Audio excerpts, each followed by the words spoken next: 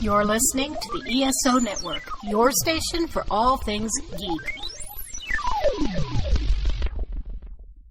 Hello, please let me see your ticket stubs for the double-edged double bill. This week, 2020 finally ends with New Mutants at Palm Springs.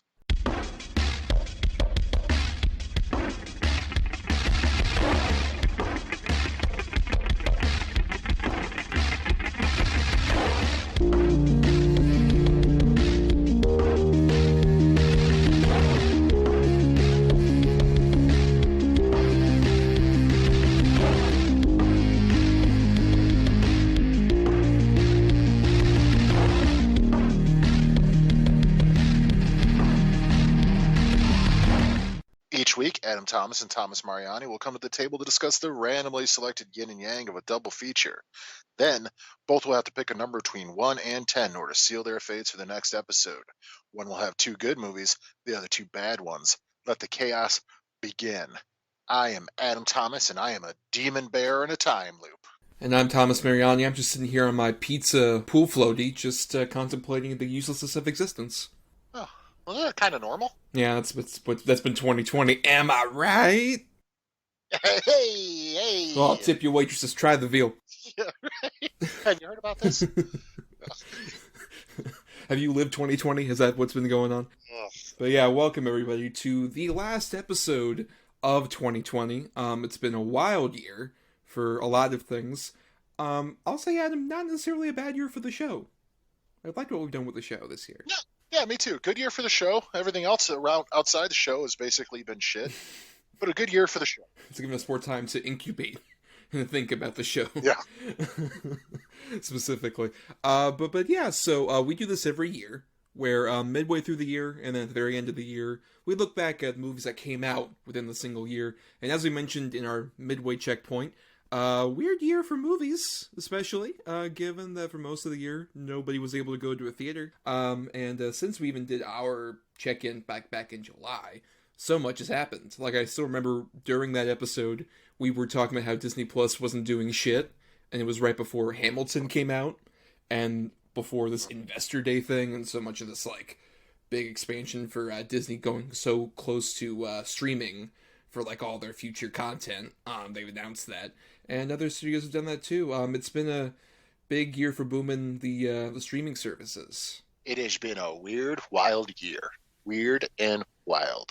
Yeah, no, it's been nuts, dude. Cinema has changed as we know it. I mean, we're watching it happen. Yeah, for sure. And I know you haven't seen as much films from 2020, but did you see, from what you could gather of what you've seen, any kind of familiar threads, anything that was maybe a common recurring thing for the films you saw from this year? No. I didn't watch enough. I really didn't watch that many. I tried, but it's just, I did a lot of old hat viewing this year. Just stuff that I know, stuff that makes me feel all safe and snuggly and comfortable. I can't imagine why you would need that safety net this year of all years. Yeah. Right. So no, I really didn't get to catch too many this year, no. Well, I think for me, the sort of biggest trend, at least, is this will definitely be a thing whenever I do my like top 20 list I usually do for the MarianiThomas.wordpress.com blog I do. It'll be a lot of like, what is a movie at this point anymore? Plug. Of course, early plug, yes, yeah. As I'll also get to later. But that's the thing, it's just like, I've really just come to realize like what constitutes a movie has like really changed this year for me. In terms of like, oh, it has to be 90 minutes long, be in a theater, have an Oscar run. At this point, 2020 was just like, that definition doesn't matter anymore, baby. That's not a thing. Who gives a fuck anymore? And yeah, I guess in retrospect, that's not a bad sort of thing to go for. It made me at least more open to other interesting experiments that have been going on with what's been released. It's definitely sort of like, fuck it, you know what? Let's see how this goes with stuff like, I'll probably mention as we go along, but particularly like the Small Axe miniseries on Amazon, which is Steve McQueen's sort of movie miniseries, where he put out 5 movies over the course of like in November and December that are all like based around sort of like people of the West Indian descent in the UK, kind of trying to live their lives. And those are all like either 2 hours long or even just about an hour long. It's like, oh, they're all movies to me. Individual movies, fuck it. Chaos. I dig the chaos, basically, at this point. Right on, man. Welcome to the club. Yes. That's all that's left anymore, man. Yes. Just chaos. But we are talking about two specific movies that came out this year. Two films that would basically qualify as features. They're over 90 minutes or so, and they could have played in theaters. One technically did, though most people didn't see it in that format.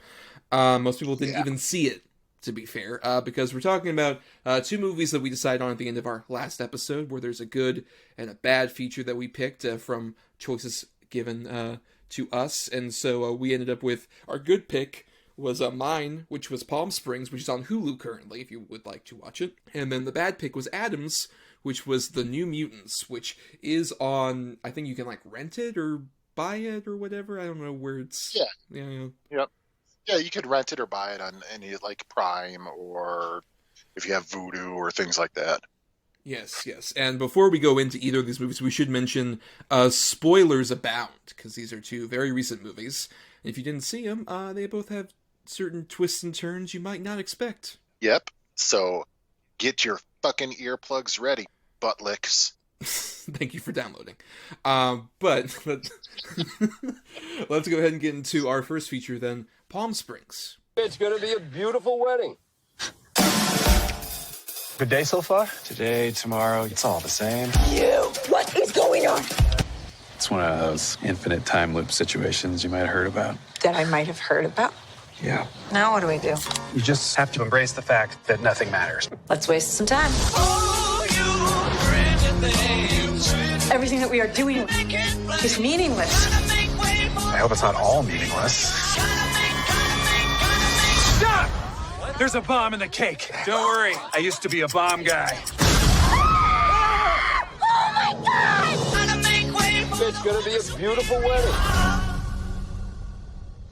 So, Palm Springs came out July 10th, 2020, at least on streaming services. This did actually play at one of the few festivals that had physical people there at Sundance back in January. That was one of the few festivals that even happened this year. And it was a pretty big seller. It holds the record currently for the biggest sale for Neon and Hulu, who ended up buying it, at $17,500,069. The previous record was just 69 cents lower. Yep. Fucking dicks. But yes, so this is the film that stars Andy Samberg and Cristin Milioti. Basically, the premise, if you don't know, is both of them are at a wedding. Andy Samberg is with his girlfriend, who things are kind of on the rocks with, and Cristin Milioti is the sister of the bride, who is kind of in a rut in her own way, but she notices Andy Samberg and sees that, he seems to have, like, all the right things to say, doesn't seem to give a crap about what's going on. He seems kind of cool, to some degree, or at least interesting. I want to follow him. And she ends up following him into the desert where they're about to have sex out there, and all of a sudden he's attacked by somebody, and then he goes into a cave that's lighting up, and she's like, what's going on? And she follows him down that cave, even though he says, don't do it, and she wakes up the next day, and it's the beginning of that particular day, and she goes over to Andy Samberg, who reveals he's in a time loop because of that cave, and by following him into that cave, she is now in the time loop as well. And so it's very much a sort of Groundhog Day, which has become a weird genre now, with, like, the Happy Death Day movies and Edge of Tomorrow, a few other things. But this one plays it more as, like, sort of a dramedy, of sorts, more comedy even than the drama, but the drama's still kind of there. And this is one of my favorite movies of the year.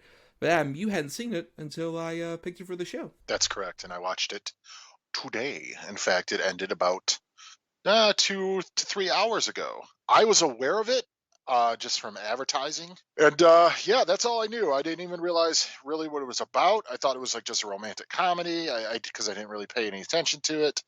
And then because you recommended it, I watched it, and I will say it was a rousing good time. It is a very, very, very good movie. Good to hear. Yeah, I loved this back when it came out on Hulu. It feels sort of like, the main reason I picked it as one of my choices was because it kind of feels like a very appropriately 2020 movie, in terms of being a time loop movie, and things kind of keep repeating, and you feel like you're kind of in a rut doing the exact same thing in one specific place over and over again. Kind of felt relatable to some extent, even in July was, and it still is when I rewatched it just earlier today as well. And I think it just works so well because when you're doing the Groundhog Day thing, And especially when you're doing a comedy out of it that's mainly character focused, it's like treading more specifically on that territory that Groundhog Day did so well. What I love about this movie is having the new twist of it being two people, one being thrown into it after one's already lived through the time loop for so long.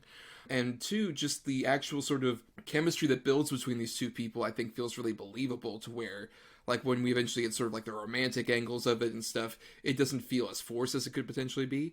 And I just think it's such a, like, really creative and fun comedy despite a familiar premise that I just never get bored with it. And also helps, it's like Samberg, who we all know from, like, Lonely Island. Most of us love him for stuff like that, or the pop star Never Stop, Never Stopping, Hot Rod, stuff like that. But I think this is one of his better portrayals of, like, actually having a bit more of a humanity to his character and having a bit more nuance to his acting ability. And I've been a huge Cristin Milioti fan ever since she got so pushed to the side in How I Met Your Mother the last season, where she played the titular mother. That was, like, so great. And then the last episode was like, and you're dead. Because he needs to fuck Kobe Smulders, apparently. But I think she's a very underrated actress, and I think she really shines here in particular. If nothing else, I hope this movie catapults her to, like, a bigger star status, because she is so, like, down to earth and fun and engaging, but has, like, a lot of actual depth to her character as well. And just those eyes are so soulful and beautiful. I really dug, in particular, her turn in this. Yeah, no, I completely agree with everything you said. I think it is inarguably Andy Samberg's best performance. I think he's absolutely fantastic, and he's funny, but he does have the sense of torture to him. You know, he's just given up on everything. Nothing else matters. He's just become a nihilist, basically. Super, super good in it, and I absolutely fell in love with her. I don't know if it's the eyes. I don't know if it is the sense of humor that she portrays or whatever it is, but she is just phenomenal in this movie, and you really care about her plight and sort of what's going on. And when sort of the sort of bombshell drops about her character 2/3 into it, or even halfway through, you just instantly, you're like, oh no, like you just feel terrible for her. And yeah, I mean, I can't say enough about this movie, and I fucking just love J.K. Simmons in it as Roy. Right. He's fantastic. Peter Gallagher and the other person are great as the parents. I just, like you said, we've seen the plot device happen before, but not with when it's two people. It's pretty spectacular. And I like the idea also that we kind of are basically invading a time loop movie that's already been happening with the Andy Samberg character. And you get the full sense that he's just lived so much of this. And that nihilism you're talking about, I think it does a really good job of kind of exploring how that can be kind of like something to embrace for a bit in this situation. But then how ultimately it just sort of turns into this, like, excuse to kind of like wallow in sort of self-pity after a certain point. I like the fact that it kind of confronts a nihilism that feels like, you know, it can be a real thing. I'm just like, what does existence matter? Blah, blah, blah. Nothing I do really affects the universe or whatever. And Cristin Milioti being more about like, well, no, we have to like kind of advance and move forward. I don't want to be stuck in this rut forever of being in this exact same place in Palm Springs. And Palm Springs is kind of like the perfect place for it to take place, because Palm Springs, if you don't know, is an actual place in California. It's a city that's mostly sort of like either a tourist attraction or in other parts of it just like endless miles of desert.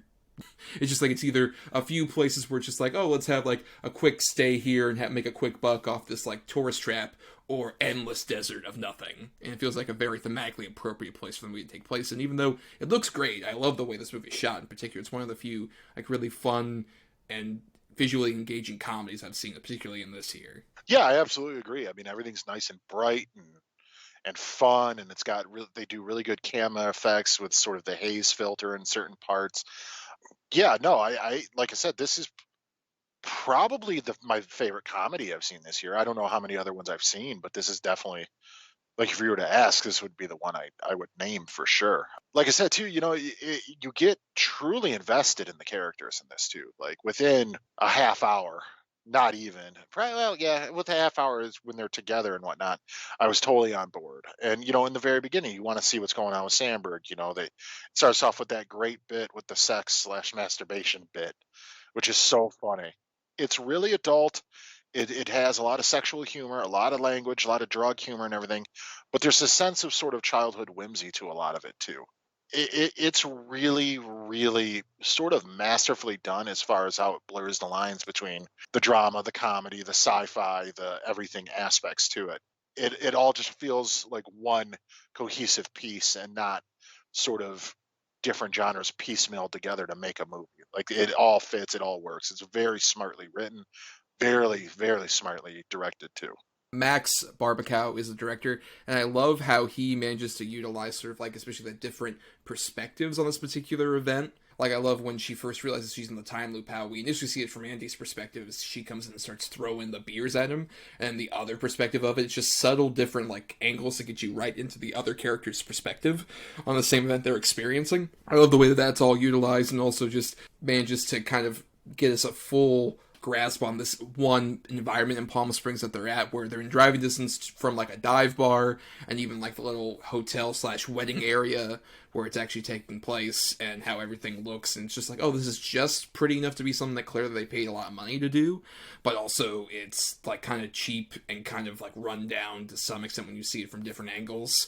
I love how they really utilize the setting and all that stuff, so it makes all of the character stuff and all the comedy really work. Particularly, it has all the like the great makings, like you mentioned, of like a really good sci-fi movie with the actual rules that are being established, a comedy with just the chemistry between all the characters and even the wedding setting in particular, and the drama of just being like, you can have that like childish whimsy you're referring to, that kind of childish fun of like, nothing matters, we're going to do whatever the hell we want, but after a certain point that runs out, that's empty ultimately, and you're just gonna, like, if you want to keep existing in this continuous endless loop, it's not really gonna benefit you that much. Well, yeah, no, I mean, you're ultimately just going to be alone no matter what. Even when they find each other, they get sick and tired of each other, and she, does what she does and just disappears on him, and then he goes down a spiral again. It's a really sort of dynamic character piece, ultimately, where it is a dramedy and it is sort of romantic comedy as well, but it's just more about two people sort of coming to terms with their own bullshit together. And I love that neither of them are particularly great people. They both made fucking mistakes. They've both done pretty awful things, really. But ultimately, they're just people. They're infallible, sort of people who you have to progress. You have to keep going, or else ultimately, what's the point of living? And I think it's done pretty masterfully the way they sort of explain that or put that message across. But then, like, some of the comedy bits are just so funny. Some of the comedy in this is just hilarious. The scene with the plane, hilarious. Their dance routine in the middle of the dive bar all of a sudden, really fucking funny. But it's not too much all the time. It's sparse throughout pretty good. You got that, little sort of montage, 10-minute montage, if that, of them doing all this wacky, crazy shit because they know they can. And then the rest of it's just like sort of it's not necessarily slow pace, but like a think piece. And I think it works really well. Yeah, I think particularly they managed to do that with even so many of the other characters. Like you mentioned, Peter Gallagher is the dad. That whole bit where he talks about having sex with various people, it's like, and your dad, and that one, like, Yes. kind of, what are we doing? Yeah, what are we doing? I don't know. And I love, Tyler Hoechlin, from Road to Perdition or Superman now on the TV show as the fiance. She confronts him, we're pieces of shit. What we did is shitty. And he's like, I know, I am a shitty person. Oh, God. Like, he's crying in the shower. Like, what a turd. Is there a fucking fork in my face? Yeah, right. Or my favorite, like, the smaller characters especially, is one of the groomsmen is played by a guy named Connor O'Malley. He's the guy that's, like tries to hit on her initially, where it's just like, because you drank a little bit more, and then later on, he's the guy who's, like, when the earthquake starts happening, he starts trying to take off his tie, and he's just like, oh my God, I never should have left the Great Lakes. Yeah. I don't feel safe with him here. We should call the cops. Such a pussy. It's so funny. Yeah, I love the movie, and all the little side characters, they give them just enough personality to where they make them fun. Nobody feels really wasted, and everything is just forming around our two leads for the most part, and it works. Like, none of it feels dry or boring or dull. Yeah, the two of them, Milioti and Samberg, had such a great chemistry with stuff, like, even earlier on, even before any of, like, the sci-fi stuff happens, when they're, like, seeing his girlfriend, which shout out to Meredith Hanger, as Misty, his girlfriend, is so funny in the movie. And they, like, see that she's having sex with the officiator of the wedding. Samberg's like, oh my god, this is so weird, isn't it? It's fucked up. Yeah, it's fucked up. It's kind of hot, though. Don't you kiss me. Don't you tell me what to do. Like, they have such a great back and forth throughout, like, stuff like that, or even as things progress along. They feel so natural together. It's why you kind of forgive, like, you know, why it might seem a bit fast with, like, them coming together at a certain point. I've heard some people complain about that. But it's like, they feel like such a perfect pair that I don't necessarily care that it feels a bit fast. In other time loop movies, that can be a bit of a problem, or other just romantic comedies in general. But I think they just have this natural chemistry that never feels like it's too forced. Yeah, for sure. Or like when he rips his shirt off and she's like, nice. Like, pops the buttons. So stupid. You wear underwear under your swimsuit? Yeah, doesn't anybody? It's so dumb. Why is this guy wearing a cabana shirt? Who is this guy? You know, he gives that awful speech. It's just, yeah. And, you know, you got June Squibb that pops up in here, and she's really cute in the quick scene she's in, the two scenes. But like I said, this is definitely one that I really want to rewatch and sort of like tell people, like, just, you got to try it. You just got to watch it. I know it got sort of lost on Hulu with all the other originals that come out and everything like that. But this is definitely one that's worth seeking out to watch for sure. Yeah, I'll say also Hulu has had kind of a pretty big run with, in terms of, this is not the first Hulu original, but I think their originals have been really consistently quite good this year. Between this, there was also Bad Hair, which I was a fan of, the new Justin Simien movie. Who did Dear White People. Books of Blood was crap. Well, yeah, I guess. But there was also Run, the one with Sarah Paulson, where she's taking care of her daughter who's, like, in a wheelchair. I thought that was a really fun thriller. I think they've done a pretty good job of at least, like, increasing their production of stuff, for films in particular, that have been pretty good. And even this, which was bought, I think it's a pretty wise purchase. And especially, you were kind of talking about J.K. Simmons earlier as Roy, which we haven't talked about that much. It's such a fun, also, third character where it's like, oh, he's also in on the time loop, and he's a guy that Andy Samberg fucked over by doing this. I just love that he's an occasional threat. Like, he's lived this so long that he's not like, I'm not gonna always go after Andy Samberg because it's kind of pointless at a certain point. But whenever I feel like I have an anger kind of inclination to do it, I'll try and murder him. It's so fun, especially the montage. So many great montages in this movie, but particularly the one of him getting tortured. Yeah, it's so good. You said it was your favorite day. Yeah, but also that he ultimately kind of has come to this conclusion already about, despite that he's living this the whole time, that, like, he's actually still trying to have some fun with his kids and his wife who aren't aware of everything that's going on. He still is, like, trying to embrace what he can get out of this day as much as he can. I love that element of it too. Yeah, for sure. You know, and I love it's like every 3 to 4 days he decides he wants to hunt him. You know? All right, fine. One more time, side of the house. Makes us stand at the garbage can and shoots a point blank with an arrow in the chest. It's fucking insane. I love the way they party when they meet and stuff. Like, it's so funny. Them sitting in the bathtub together, just dying of laughter. Like, doing all these weird, crazy drugs. Like, it was super, super funny. And I like also those clips that we get indicate sort of like, you can see Samberg at different earlier points. Like when he first meets J.K. Simmons, you can tell, oh, this is like the first of like 2 or 3 times he's probably done this. And he's like freaking out. He's still in his tuxedo. And you just get like a real like sort of history of him living all these days as you like kind of get these certain little flashback bits. And even just how certain people spend their time. Like I love that Cristin Milioti's just like, okay, after a certain point of having come with Andy Samberg and I want to get out of this, what do? Oh, I'll study quantum physics while I'm here and test that out, which is such a funny bit that's never really been done. A time loop movie like this. And it totally makes sense. If you have all the time in the world, why not try to figure it out? Like, who gives a shit? Yeah, it was a really good bit. I love the sexual partners thing where he's explaining everybody who's been out there that it is that bar lady. It's just like, okay, if that's what you feel like doing. Oh yeah. It's Darla or whatever. Oh yeah, Dale Dickey, one of my favorite character actresses out there. Also, yeah, she's so good. Or my favorite one is the bartender lady that was just like, yeah, I hit that guy with this car. He never walked again, and then he comes at that point. Yeah, I don't know if he could ever walk again. No! It's so fucked up. That part had me dying. That might have been one of my favorite quick little jokes. That, okay, well, stop, I have to get ready, but you can watch me. Okay, that's romantic. And she's just going, shit. My grandmother's ring. My dead grandma's ring isn't in the back. Shit.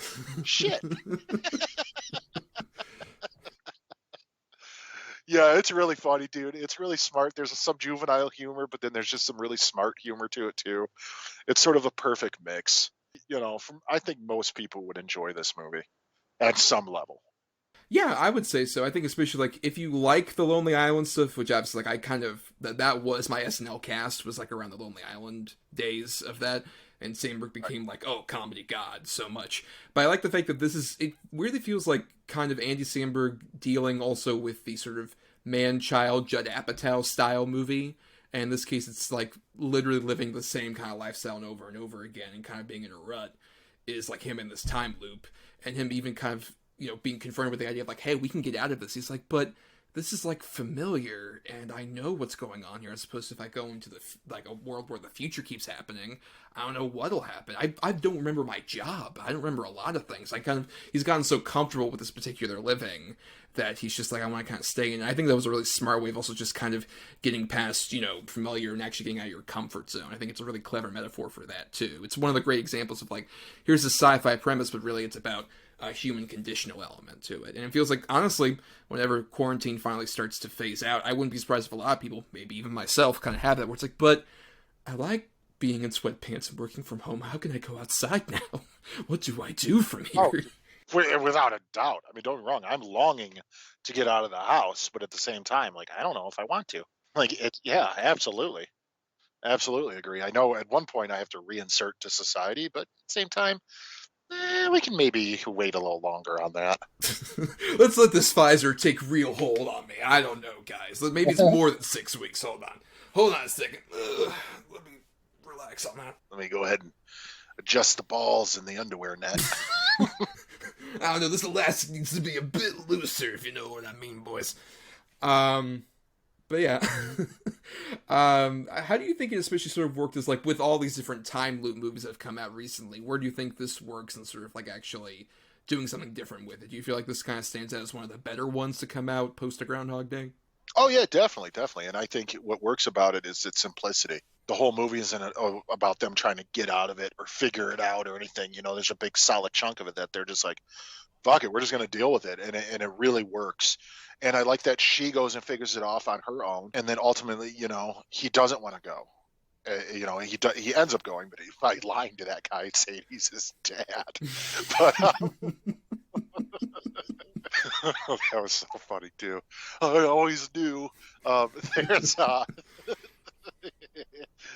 no, it's it ultimately comes down to the last 20 minutes. Really, is not even the last 10 minutes. Is okay. We got to get out of this, and she wants out, and how is he going to go with her? And he's just afraid that if he goes, she won't want to be with him anymore. And he also doesn't understand, or doesn't, he's afraid of what might be out there. And it just ultimately, this world where nothing matters has become his perfect world because he's in charge of everything that happens to him.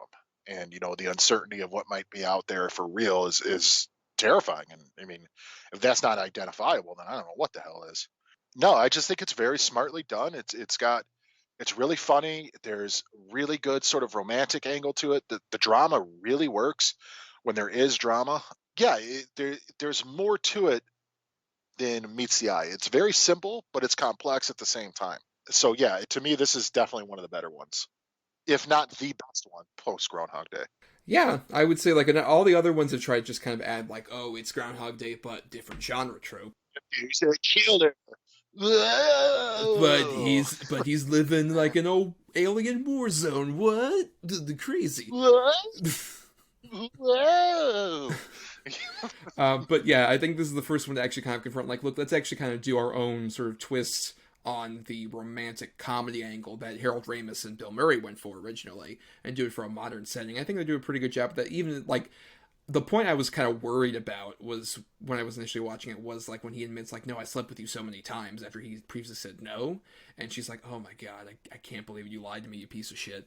And I like the fact that she goes through, like, this entire arc of being self-sufficient and, like, doing the quantum mechanics and all this other stuff, while he's kind of, like, shitty and alone, and he has his come to Jesus moment finally. It's just like, look, I'm sorry, I'm a shithead. I shouldn't have done that to you. I was so terrible. And she just pauses and says, like, thank you. Now come with me and we're going to actually solve this. Right, it's that simple. You know, I agree. That was a really good moment too. I was a little sort of hesitant about where it was going to go as well, but I think they handled it perfectly. Yeah, but she's just, for sure, she's basically evolved beyond that particular point, and then it comes down to, I think, another, like, the climactic moment of this movie I love so much, where he goes on the whole, like, sentence rant, where she's like, you have one sentence, and he, like, keeps saying, ampersand, colon. ... ellipses. Those are ellipses. Oh, right. And then eventually she just says, that was a grammatical nightmare, but let's go.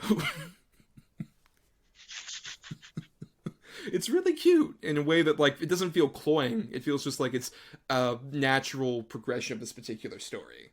Yeah, for sure. I absolutely agree. Well, Adam, why don't we go into final thoughts then on Palm Springs? What are your final thoughts on this lovely little movie? I think it's exactly that. I think it's a lovely little movie. I think it's super cute. It's super endearing. Really smart. Great performances all around. Like we both said, you know, probably a never better Samberg.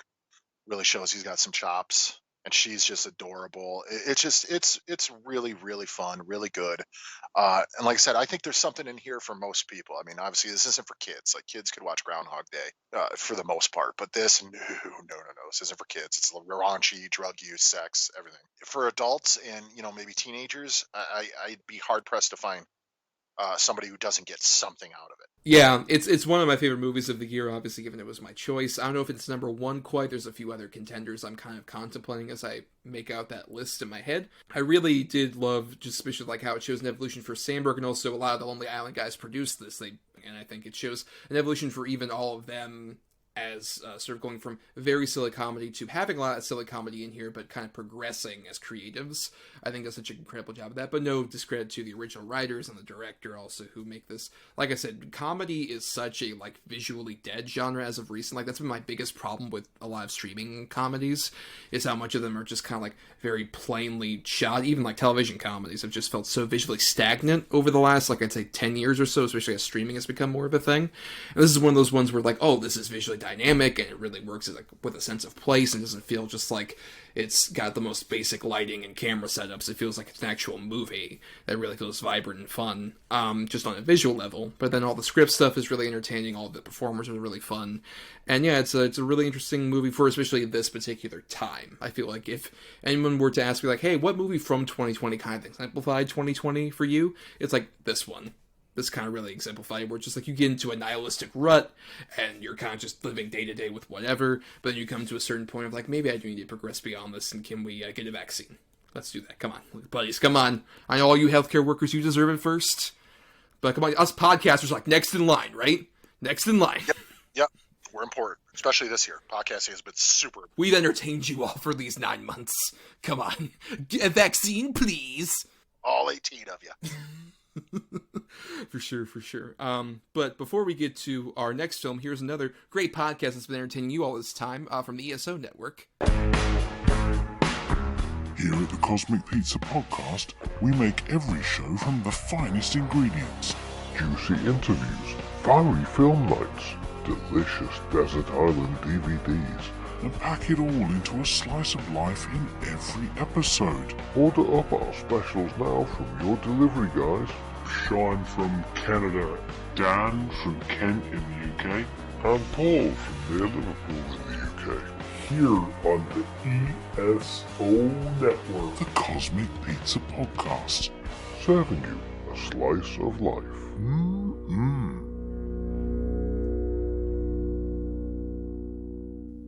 Okay, so let's get into our second feature, The New Mutants.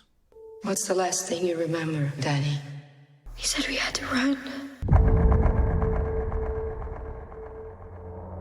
You're not alone. Not anymore.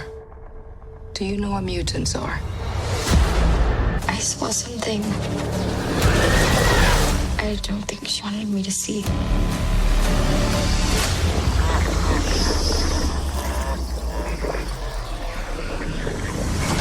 I don't think we're here to get better.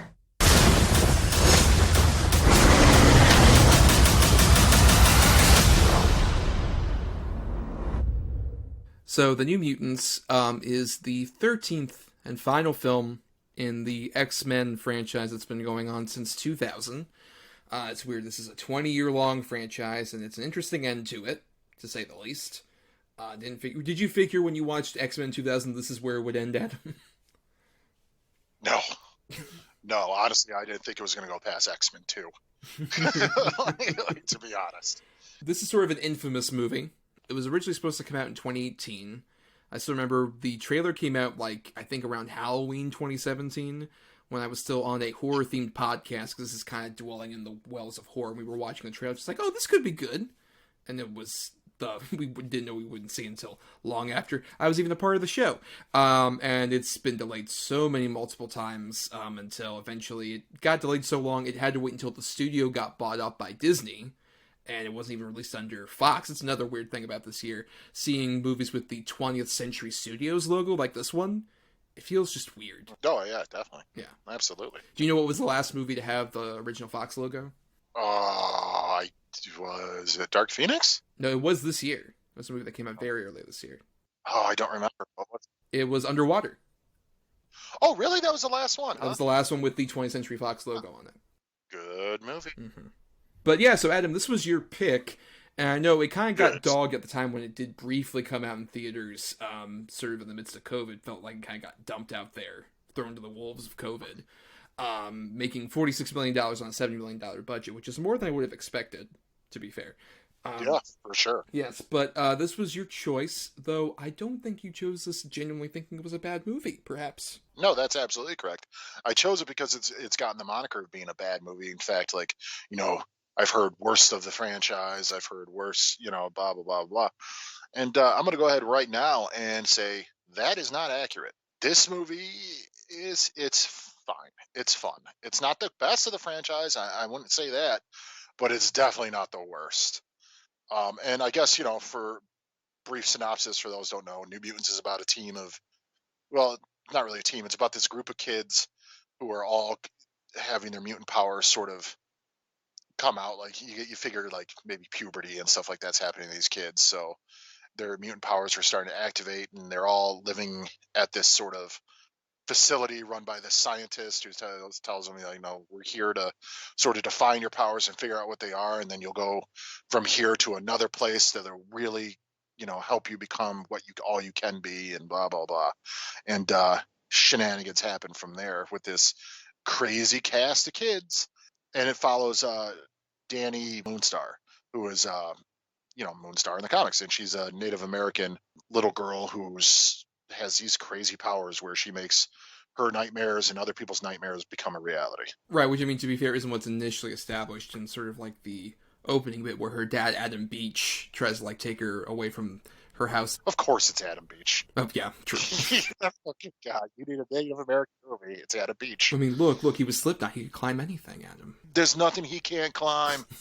Oh, God. His head doesn't explode this time. He just gets swallowed up by the tornado demon bear thing. That's a factor in this movie. What about you? What are your first thoughts on The New Mutants? Right, yeah. Coming to it's interesting because, as I mentioned, it's kind of become a joke of a movie. There was so long where it's like New Mutants doesn't exist. It hasn't really been released. All the stuff came out about oh, hey, we're going to do reshoots, but they never actually did the reshoots. And Maisie Williams was even I don't even know what the fuck's happening with this movie. And so it just became this running joke on the internet for a certain point. And then it finally did come out, and I didn't see it in theaters. I didn't see it until we were going to do it for this show. I kind of have been saving it.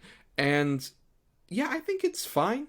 I would definitely say it's nowhere near as bad as some of the lower tier ones in the X-Men movies. It's nowhere near as bad as X-Men Apocalypse or Dark Phoenix or X-Men Origins Wolverine, some of those. The one I would probably compare it the most to of that franchise, it wouldn't be any of the bigger, better ones like Logan or X2 or some of those others.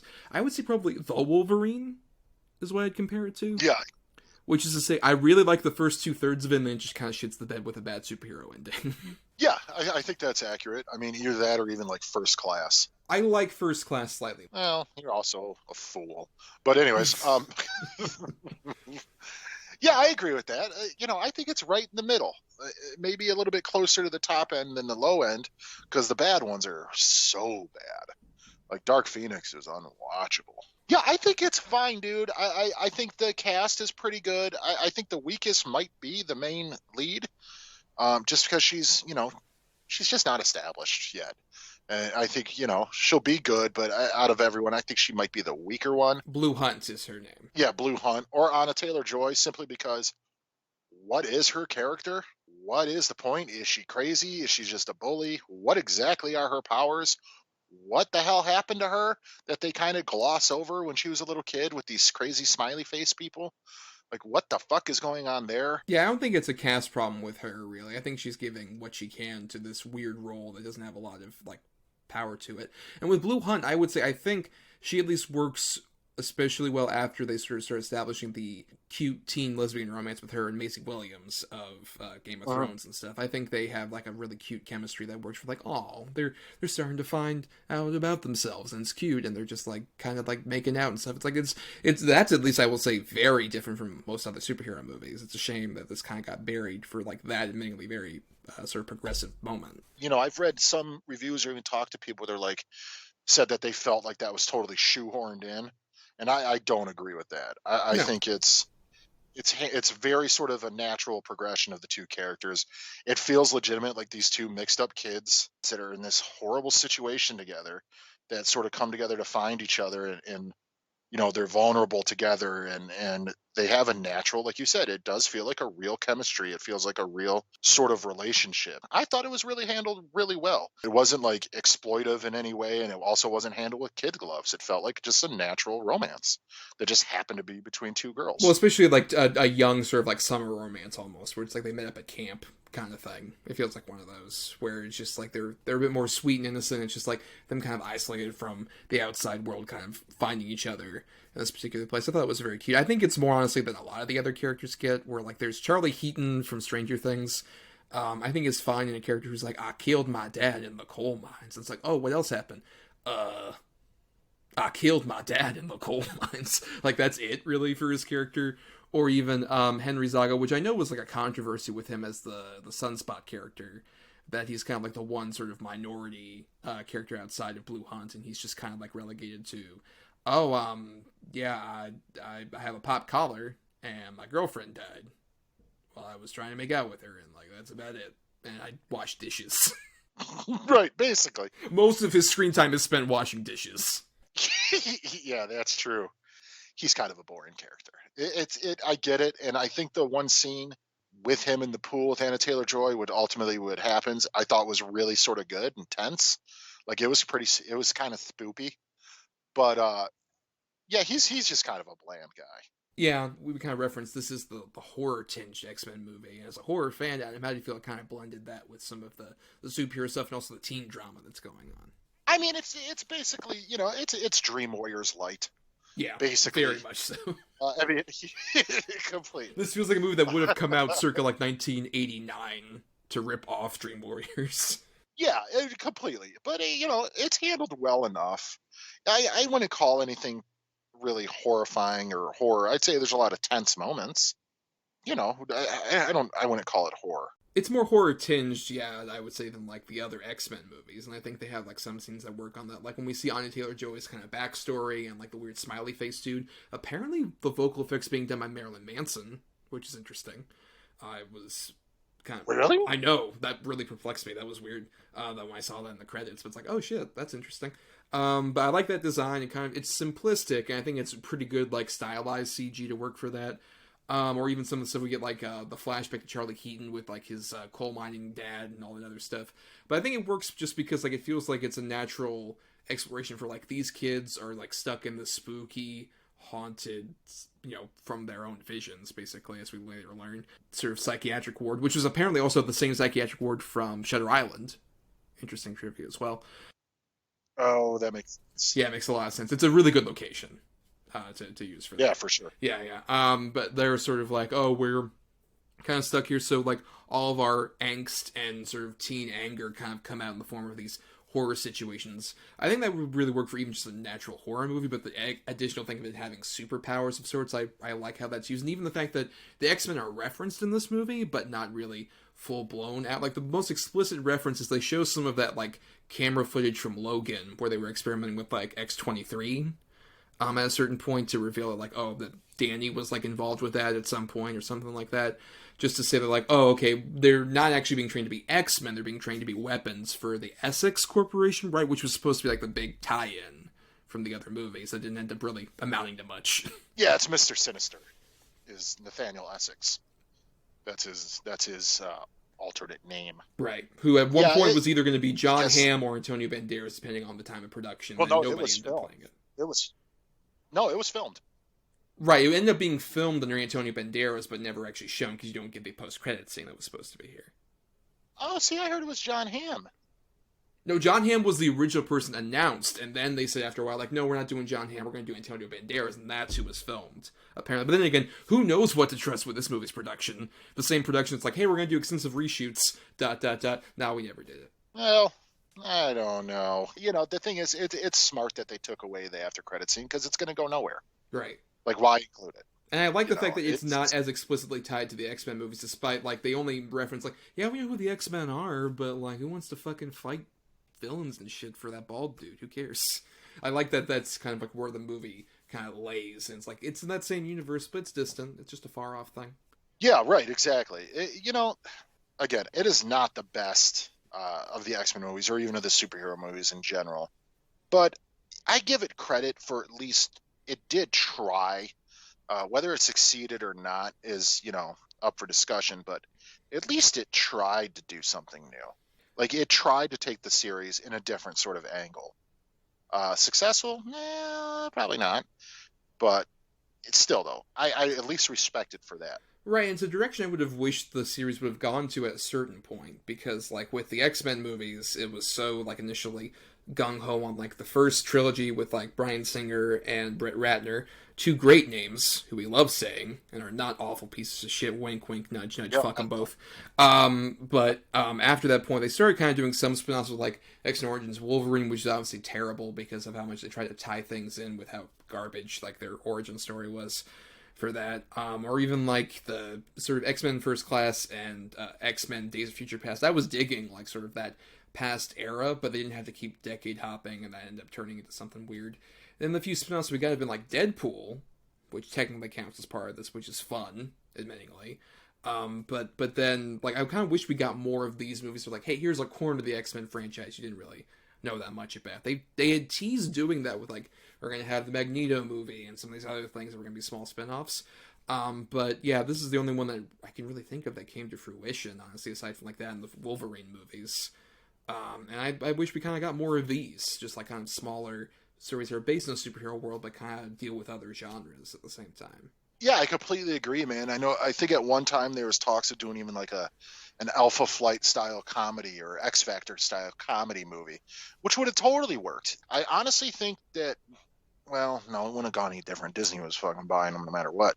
But at least we would have gotten a little bit more variety if they would have done these smaller little superhero movies that, like you said, explore different genres. I mean, they did Logan, which is a big movie, but, you know, it was basically a Western. It was Shane, for God's sake. Wait, is Logan the secret Western? I wasn't aware. They didn't reference anything about Westerns at all in that movie. No, never. Well, I'm telling you. You know what? Next thing you know, the Wolverine is good, like, based on samurai movies, and that's silly. Well, I got news for you, man. I got an in with Huey J, and he broke the news to me. I call him Huge J, as like huge jock, because I mean, whoa. You met him at a Boys Up from Brazil performance, and you really loved his work. Yep. Oh yeah, it was fantastic. But you know, I agree. If they would have done more of these little standalone sort of things, still have them loosely tied to the X universe, but make it their own, I think we'd be talking maybe a little bit different about the future of the X-Men series and as a whole. Yeah, or nothing else like the past looking back, because it's so weird that, like, the X-Men franchise was, like, the first franchise, really, in terms of, like, the superhero modern spiel that we've gotten. Because, like, right after, like, Blade was the only real one that was sort of, like, helping kicking this off, because it was even pre-Spider-Man. And it was the one that lasted the longest throughout all the, like, MCU stuff and DC. It's, like, the last leg of that particular era of superhero movies from, like, the early parts of the new millennium. And I wouldn't have minded, like, it continuing in this particular sphere instead of just, like, doing the weird continuity things where it's like, okay, Professor X in 1970 was able to walk, but then he went back to the wheelchair, and then he kept like just doing stupid shit. Just like this was gonna go on forever and long and stupid. Also, in the 80s, nobody has aged. It's been 10 years. Even by the 90s, Actually, everyone looks the same they did in 1962. Exactly. They're all exactly the same. It's so stupid. What a huge fucking mistake that was. I mean, if nothing else, like, just to go back to New Mutants itself, like I said, I think it worked so much better when it was a bit more, sort of, like, stayed in, like, hey, here are these kids trying to fight against, like, Alice Braga, who we haven't really mentioned as, like, the Doctor character. It was really good. Yeah, I thought she was a pretty good presence. It definitely is sort of like a, an adult sort of, authoritative presence to, like, have around, to kind of intimidate the kids. And even then, like, there's not as much, like, sort of them being trained to be weapons as much, but I like sort of like trying to get into these kids' psychology a bit further, and like the scene where she interrogates her about like her past with the whole tornado thing and stuff like that. I thought it really worked. Really, it is just when we do have the demon bear show up, and it becomes everything about it becomes so much more superhero-y. In a way, it feels like this is such a studio note with like even like all the characters start doing quips that it doesn't fit this particular story. And the CG bear doesn't look terrible, but also doesn't look great. And it's so much more of like, hey, all of a sudden now Anya Taylor-Joy can like teleport around, and she has like her dragon puppet is turned into an actual like Spyro dragon. That is a character from the comics. Yeah, the little dragon Lock. He's not a puppet, and he's not ever really with magic, as far as I know. I thought he was always with Kitty Pryde. Okay. But still, it doesn't matter. The thing is, I agree with you. Now, I do think it was absolutely necessary to have the demon bear come back, because that's the whole crux of sort of her story as the main character. But then, like, Alice Braga can do force fields, and she's trying to kill them. And like you said, the quips, and all of a sudden they all know how to control their powers instantly. And even Blue Hunt is mostly comatose until she does wake up. And she's like, wait, I need to calm the bear. Which, to its credit, I did like the idea that she had to actually calm the bear as opposed to defeat it with like a big superhero battle. That's great. I just wish we didn't proceed that with a big dumb superhero battle that didn't mean anything. I agree. It's just, what are you going to do? They're trying to give what they think people want, and I understand that. It's just still, the last sort of 15, 20 minutes felt like the most studio meddling part. Yeah, it feels like a completely different movie from what we were kind of going for earlier, which is why it's like kind of a bummer that like I really would defend the movie for the first 2/3 of it. Then after that point, it just kind of becomes everything I didn't want it to be, which is kind of a bummer, and everything it wasn't going for in the first place. Yeah, I agree. But so I guess this wouldn't be also a bad time to kind of talk about. We've mentioned sort of the past of the X-Men universe. Is there anything that maybe the Marvel universe as the MCU can kind of take from this movie and kind of supplant into their version of the mutants whenever they bring those in? If they're going to do, like, as far as with the X universe and the mutants go, I think exactly what we were talking about just a couple minutes ago would be the way to go. Do smaller movies, do smaller sort of stories. Not everything has to have world-ending sort of implications and consequences at all times. Like, you don't need nukes pointed at every country. You don't need big space aliens. You don't need any of that. You could do these little small sort of films. Do the more like counterterrorism X-Men sort of books that they've done before, where it's just these small secluded stories that don't really have grand world repercussions, that just they can take care of it. Or do little character pieces. Do the Gambit movie. Do the whatever they're planning on doing. Make it work, make it smaller. It doesn't have to be giant and huge in order for it to be effective. And I think the X-Men, while the sort of idea of them is a grand and big idea, I mean, it's basically about racism and things like that. But then you can make small contained stories about racism and the sort of things that they experience, and make it relatable to sort of things that are happening today in society, and really make it work, have it relate to the current racism, like, or anything like that, and really sort of hit home and do small poignant stories with it. I don't need to see Avengers, but with the X-Men. No, yeah, especially if you really want to delineate sort of them from the other superheroes. So that's been my biggest, like, query about, like, them doing the X-Men at this point. It's just like, well, you already have superpowered people that are pretty much established and even, like, don't have any kind of, like, secret identity to them. They're, like, out in the open celebrities. If you maybe make it sort of like it becomes like a factor in the Marvel universe that, like, oh, these mutants who are who are people who like suddenly gain these powers on their own, as opposed to like Hulk who got in an accident, or Thor who's from a different place entirely, or, Captain America being a super soldier serum, whatever. Like, if you make it sort of more about, hey, these people are kind of freaks that lived among us, and make it like that arbitrary kind of issue being like the thing that, assholes get so like anal about, and everyone else is just like, what the fuck are you talking about? This doesn't make any sense. That feels like a natural human thing, unfortunately. That would be like, hey, we're drawing this particular line in the sand, and that's what we're gonna like make these mutants about. I think that would kind of work to like introduce them into this already established universe, and I think you can do that through having a smaller story like this, especially one where it's like a bunch of kids are experiencing this and they're kind of put off by some vague, shadowy government conspiracy kind of like off to the side. I think that could really work for kind of introducing them into the world in particular. And it could have been even this movie, to some extent. Maybe they cut out some of the like references to the X-Men existing. I think that might even worked for it. But as it stands, it's not going to be. It's sort of this weird chapter for it to end on. But I would not say it's a whimper. I would say it's a mild, yeah, sure. Yeah, I think that's very, very accurate. And just to go into quick final thoughts here for myself, I think it's worth a shot, man. If you're a fan of the X universe or like comic book movies, I think this is a pretty decent one. Like I said, it's not the best, it's not game changing. It's unfortunate too, in the way that maybe a foundation for something greater was being set here, and we'll never get to see it. So even on a curiosity aspect, it's worth to watch just for that too. Yeah, nothing else. I just hope history's a bit kinder to it. I'm not saying it needs to be like, oh, it's the underrated gem of all the X-Men movies. Like, not necessarily. It's just like, oh, we gave it a bad rap at the time. It's all right. I mean, honestly, I would say it is the underrated gem, because all the other ones that are good ones, using air quotes here, are respected. And this one is just sort of tossed aside with the later Bryan Singer fucking garbage and, X-Men Origins Wolverine, all that. It's compared to those as being just as bad, if not worse. And I don't agree with that. I think this one deserves sort of a seat at the table.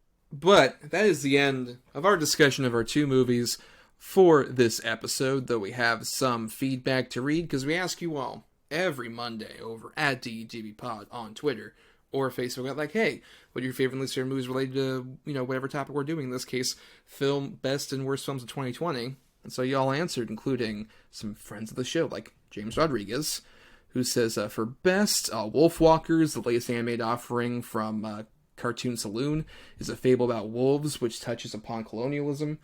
Possessor, a unique vision and grisly mindbender, think Inception with more penises.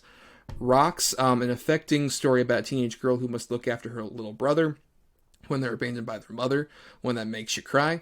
Death of a Vlogger, a found footage ghostly chiller about viral fame, which is fucked up.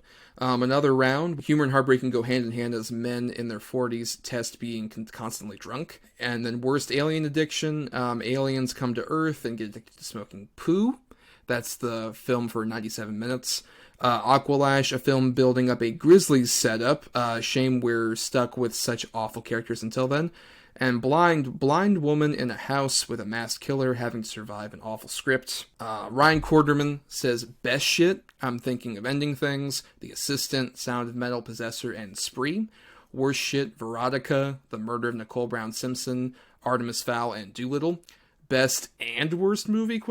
Impractical Jokers, the movie. Scott Johnson says, best, 2020 appears to be the year of documentary, with 4 of them making my top 5 of the year so far, including Dick Johnson is Dead, David Byrne's American Utopia, Disclosure, and Crip Camp. And then worst, Artemis Fowl and Doolittle are bad films that I'm still recovering from, but I gotta raise a stink over Scoob, which is one of the most blatant universe-building films I've seen in recent memory that has an utter contempt for the source material, and also Hillbilly Elegy, one of the most blatant, poorly made Oscar films that was as phony as the source material it was built on. And Christian Alvarez says, best of 2020 movies that I've seen this year would have to be Birds of Prey, the last movie I saw in the theater, and Bill and Ted Face the Music, which was a wonderful addition to a fun, exciting movie trilogy. I love it. Worst had to be Bloodshot, a movie aiming to start a franchise with a completely miscast lead actor, utilizing a recycled plot from movies like Hardcore Henry, and so poorly edited this movie is just another example of how not to start a franchise. But on the bright side of things, Double-Edged Double Bill has been a very big comfort, providing hours of entertainment throughout this tough year of 2020. Thanks, Thomas and Adam, for making such a fun show, and I can't wait to hear what you guys do in 2021. I'm glad to wear a Double-Edged Double Bill t-shirt throughout the next year. Appreciate that so much, especially Christian. Thank you for that. Thanks, buddy. Now that you said that. Yeah, you have a hot take about one of his favorite movies of the year. Well, I have a hot take about two of the movies he mentioned. Oh, really. Okay. I don't think Bloodshot is that bad. I mean, it's bad, but it's not the worst. It was fine. It's a silly, stupid little action movie. You know, they might have wanted to build a franchise around it. I don't think there's any question that most people, if not all, knew this isn't going to be a franchise, like before it even came out. That's more Vin Diesel fluster, kind of trying like, hey, we're going to make this a big thing. It's going to be there with Triple X and Fast and Furious. I'm going to make my media empire. I'm still going to make the last Witch Hunter sequel. Watch. Like, oh, good, please don't. But, you know, it is what it is. And for the hot take, Bill and Ted Face the Music was one of my least favorite films I saw this year. I don't think I had the nostalgia feels for it like I thought I did. I remember really liking the first one, maybe seen the second one twice. So the nostalgia factor really wasn't there for me. And it looks super cheap. It looks kind of bland. It didn't work for me at all. Nothing about that movie really worked, except for the daughter, Samara Weaving, and forgive me, I don't know the other actor's name, but they were quite good. Other than that, nah, I'm good. Well, don't send that hate letter to me. Send it to @Adam_. Take that shit. I don't give a fuck. That movie was booty, son. By the way, that was Bridget Lundy Payne was the actor, Billy Logan. Who played the character. Yeah, I thought they were quite good. But yeah, I think that movie's fun. I think it's fine. I would say it's my least favorite of that trilogy necessarily, but I think it's cute. I think it wasn't just like a nostalgia thing that kind of hooked me. I like what they kind of went for in terms of like it's having, you know, one side kind of have these different historical figures they were kind of bringing up while Bill and Ted were kind of trying to steal it from themselves. So that was a cute plot line. I liked seeing Alex Winter and Keanu Reeves, especially playing the different versions of themselves that they meet.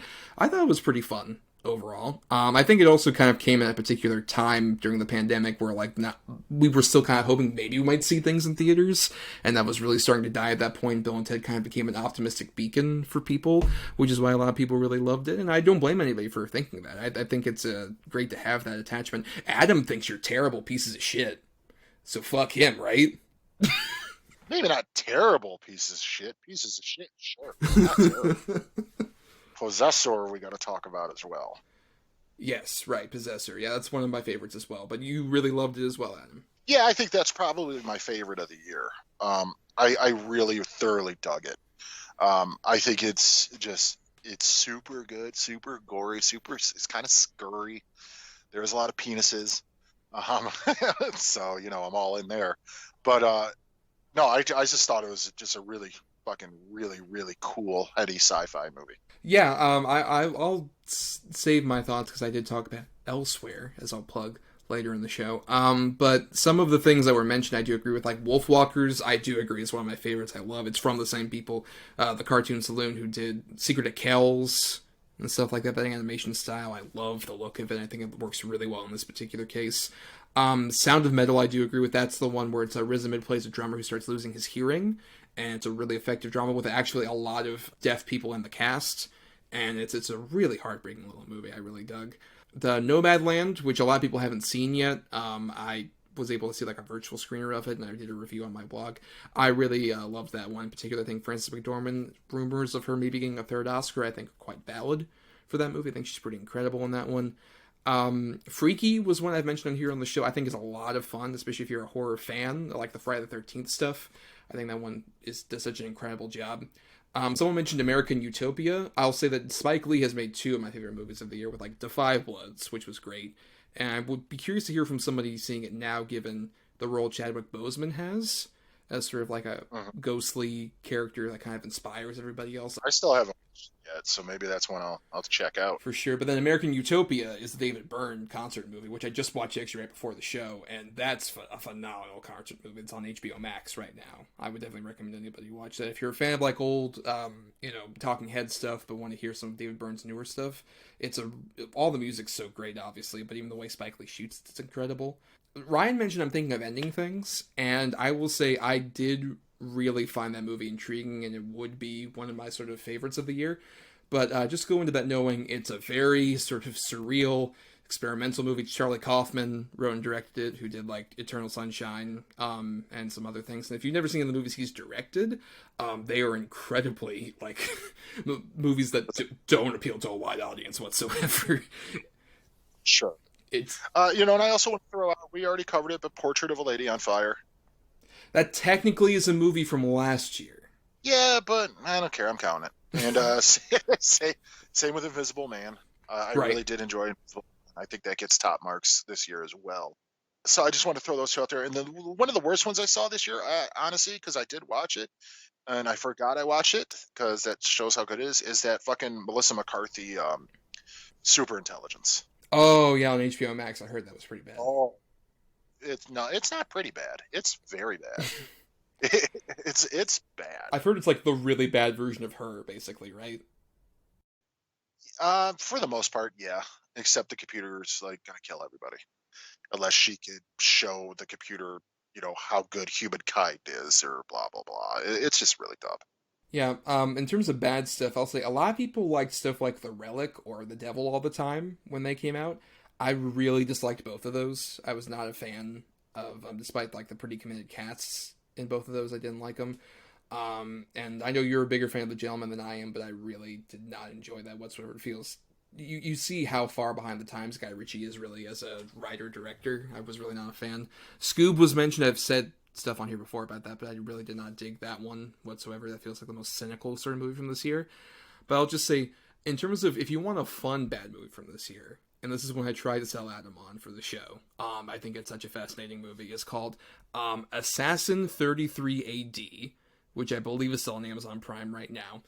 And basically, the premise is a bunch of scientists get hired to this tech billionaire's company, where he's trying to develop, like, basically the scientific matter to travel through time.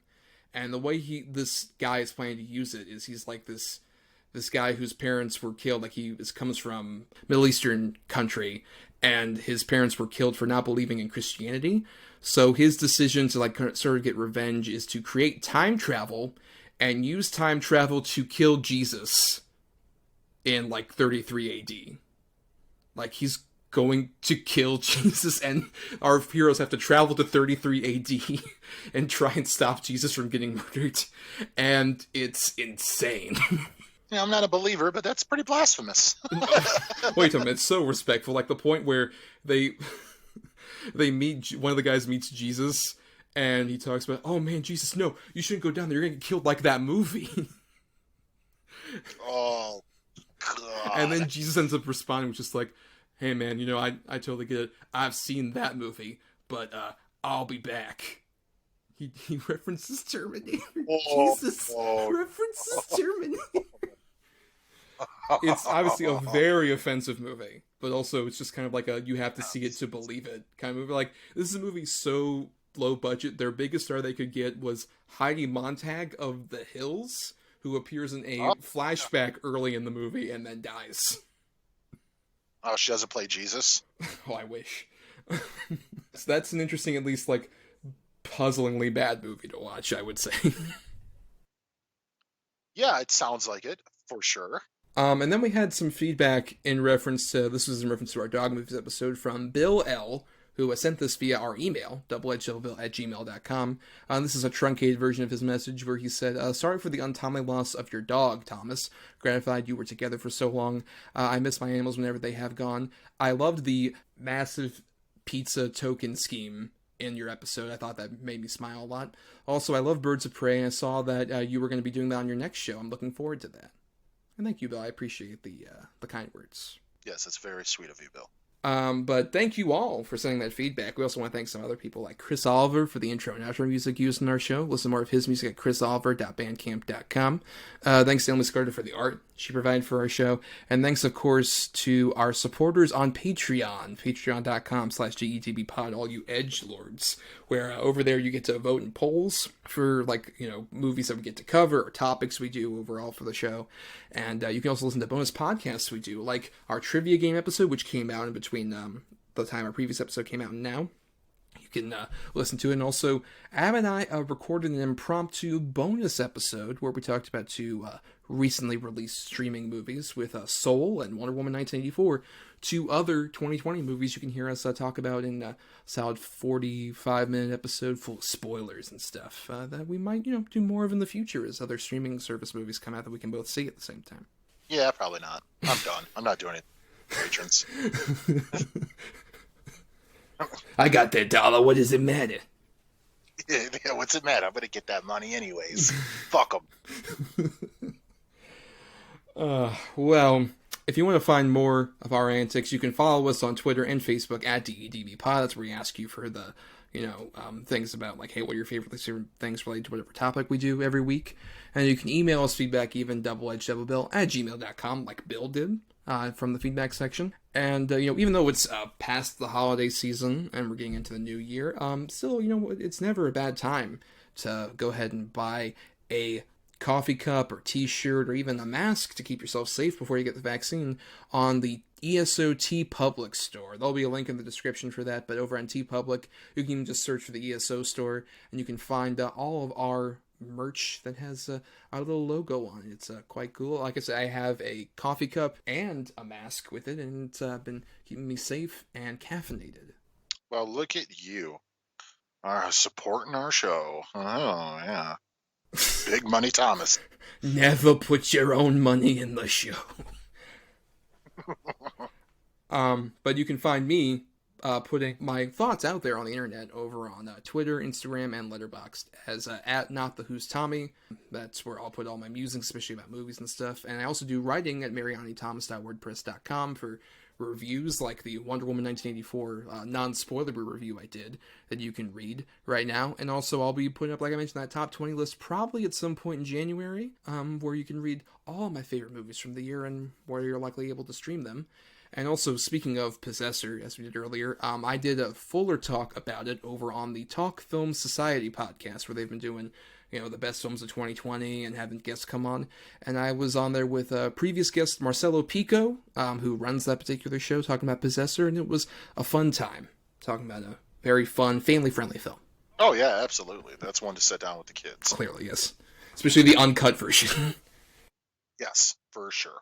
You can also find me on Twitter or Instagram at Atom or Adam. That's ATOM _or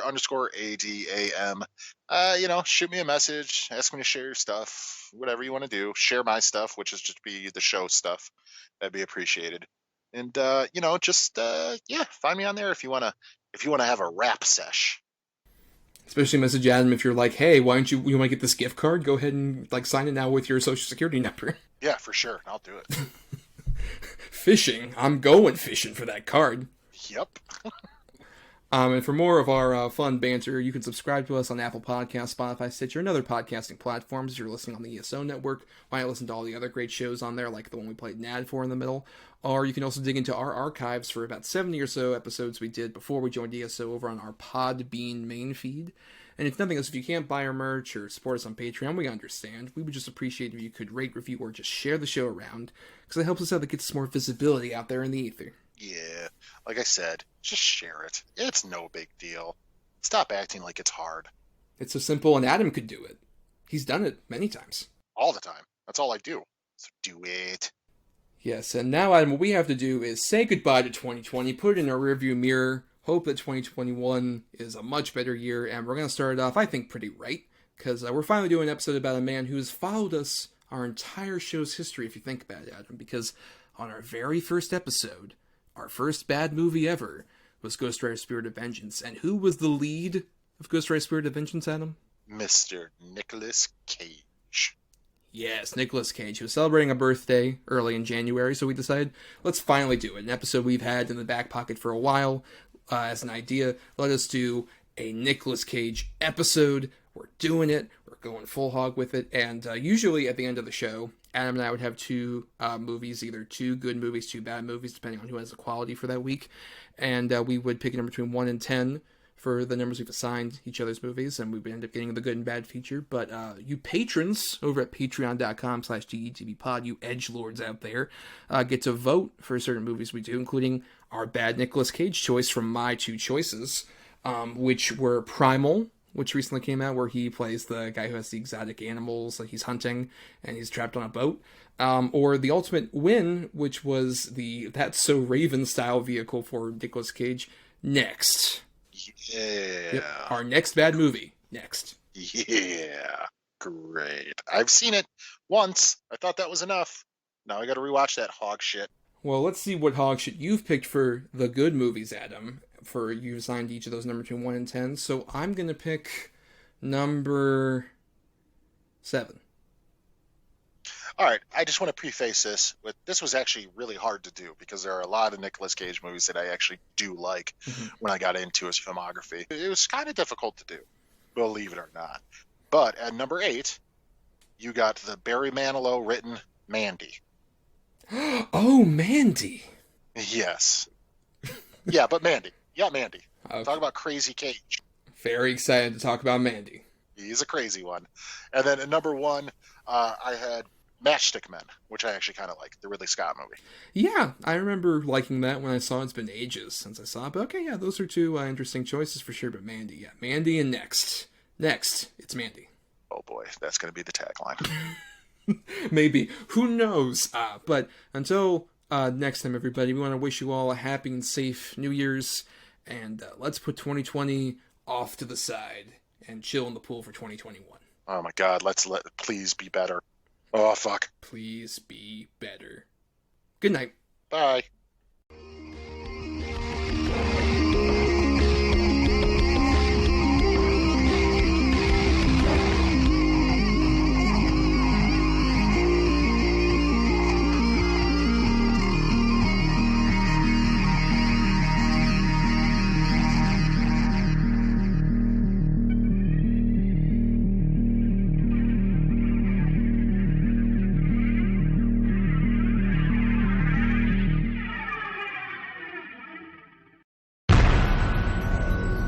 This has been a broadcast of the ESO Network. Be part of the crew and help support our shows by donating to our ESO Patreon or by shopping at the TeePublic store, which can all be found at www.esonetwork.com. The ESO Network, your station for all things geek.